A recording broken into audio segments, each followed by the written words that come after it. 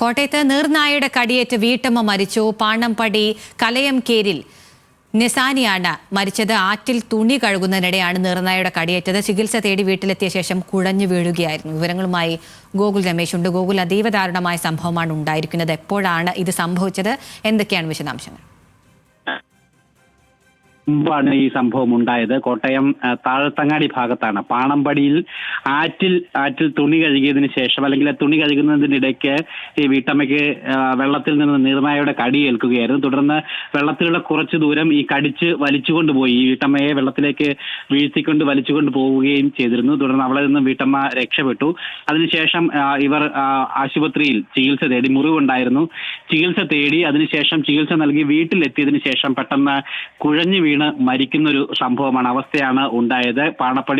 പാണമ്പടി കലയംകേരിൽ നിസാനി എന്ന് പറയുന്ന 53-കാരിയാണ് ഇത്തരത്തിൽ മരിക്കുന്ന ഒരു സംഭവം ഉണ്ടായത്. എന്തായാലും വനംവകുപ്പിനെ അടക്കം ഇതുമായി ബന്ധപ്പെട്ട് വിവരം അറിയിച്ചിട്ടുണ്ട്. പോസ്റ്റ്മോർട്ടം നടപടികൾ നാളെ നടക്കുകയുള്ളൂ.